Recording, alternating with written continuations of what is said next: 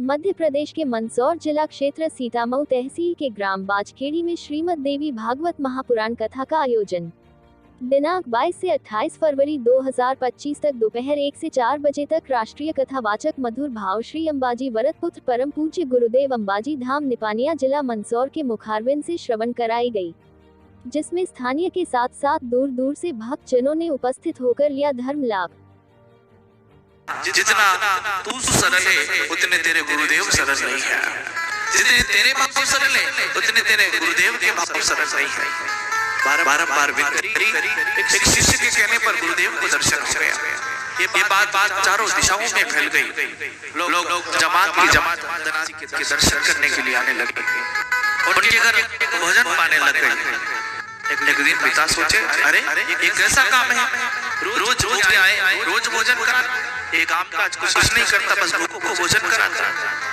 दादाजी को उनके पिताजी कहे कि आज के बाद ये पूजा अर्चना कुछ नहीं होगी और आज के बाद घर में कोई भी आया भोजन कराता मिल गया तो तुझे घर से बाहर निकाल दूंगा।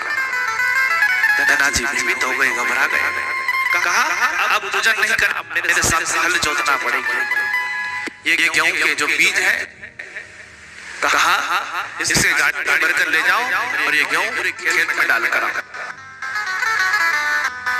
दादाजी का छोटा सा मुंह हो गया, बीज गाड़ी में भर लिए, गेहूं भर लिए और घर से जैसे ही निकल रहे थे एक जमात वाले मिले, कहा सीताराम मुझे धना के घर जाना, थोड़ा मार्ग बता दो।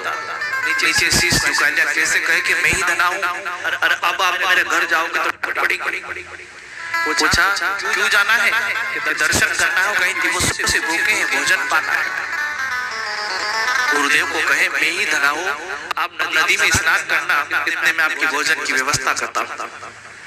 दादा ने सोचा, विचारा पैसे तो नहीं थे, पर जो गाड़ी में बीज भरे थे गेहूं, उसे एक सेठ जी के वहां बेच देते हैं। वहां से आटा चावल खोपरा घी खरीद कर उनको भोजन बनाकर देते हैं। अब बीज तो संतों के मुख में चला गया, परंतु खेत में क्या जाएगा? अगर खेत में कुछ नहीं डालूं और पड़ोसी से कह दूं, पड़ोसी देख ले कि तो खेत में आए नहीं, पिता फिर मारे, क्या कर? तो दादाजी ने काम किया कि जो गेहूं की बोरियां थी उसमें नदी में से रेत भर ली और गेहूं डाले से पूरे खेत में रेत डालकर आ गया। कुछ समय के बाद इंच से इंच नाप कर गेहूं बोए हो, ऐसे एक रफ्तार की फसल खेत में से निकलकर बाहर आ गया। पड़ोसी आकर कहे कि आज तक ऐसी फसल नहीं देखी, कहां से आई है, कहां से लेके आए हो? उन्होंने सोचा कि लोग तो ऐसे ही बुराई कर रहे होंगे, मैंने तो रेत डाली थी, रेत भला उग सकती है क्या? पिता साथ गए, पूछा पिता ने, आखिर धना तूने क्या किया? पिताजी गेहूं तो संतों के मुख में गए थे, ये तो मैंने रेत डाली थी। पिताजी कहे कि कितने भी भूखे आए उन्हें भोजन करना, कभी मना मत करना, मेरे साथ हल मत जोतना। सेवा लग गई, भगवान ने परीक्षा ली, उस समय अकाल पड़ गया। हर खेत में हर घर में अनाज का निपचना बंद गया, पानी नहीं मिले, भोजन नहीं मिले और 5 वर्षों तक बैठे बैठे खिलावे, इतना दादाजी के घर में अन्न भरा हुआ था। खिलाने लग गए गांव वालों को, भोजन कराने लग गए। भंडार घर का कुछ ही अनाज शेष बचा के भगवान साधु के रूप में कहते हैं कि धना तू दूसरों को भोजन करा रहा है और तेरे घर का क्या होगा? तो कहते हैं कि जब तक परमात्मा ने मुझे धन धान दिया, इतने में सेवा करूंगा और जिस दिन ये भूखे हैं उस दिन मैं भी भूखा रहूंगा। भगवान चले गए और तुमड़े के बीज दिए, किसी खेत में लगाना ना, वो कहते हैं कि तुमड़े तो लगाऊं पर पानी नहीं बरस रहा, कि चिंता मत कर और तुमड़ा लग जाए, इसे पशु भी नहीं खावे, जानवर कैसे खिलाऊंगा? तुमड़े तो कमड़े होते हैं। फिर भी संतों की बात मानकर दादाजी ने पूरे खेत में तुमड़े के बीज लगाए। उस समय जोरदार बरसात हुई और पत्ता पत्ता पर तुमड़ा लटका लगा। गाड़ी भरकर तुमड़े को बेचने ले जा रहे थे, एक तुमड़ा खिसका और बीज के जगह उसमें हीरे मोती निकलने लग गए। सच्ची घटना है। और जब निकलने लगते तो प्रत्येक तुमड़े तोड़कर देखा, सब में हीरे मोती निकले। उन्होंने नगरें चालू करवाई, कहीं मंदिरें बनवाए और बचा हुआ धन बांध कर एक तालाब के भीतर डाल दिया।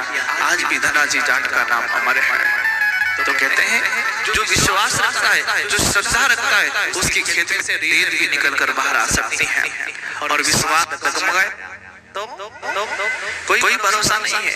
कहते हैं कि विश्वास में थोड़ी सी दिक्कत हुई, थोड़ी सी परेशानी हुई कि आपकी नाव डगमग डगमग करेगी। सही कुछ भी कर ले।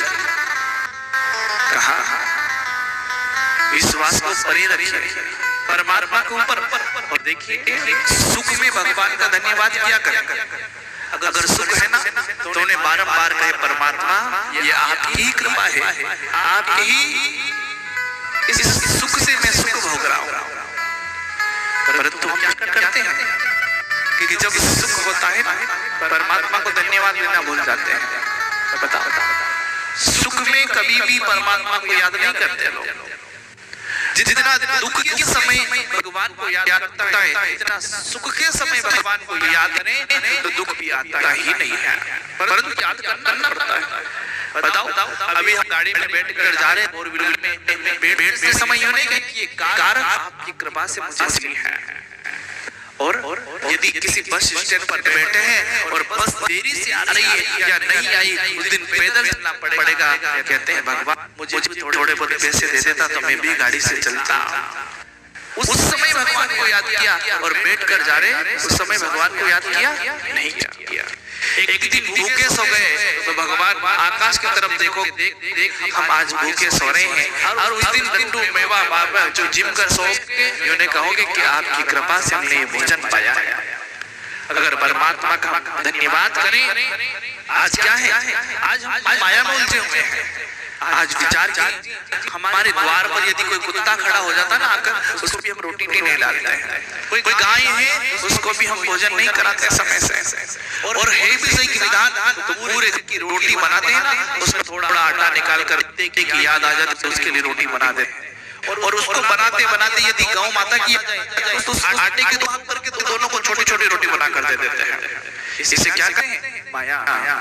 और रोटी बनाते बनाते यदि पीहर का फोन आ जाए तो वो सब काम छूट जाता है। कोई मतलब नहीं।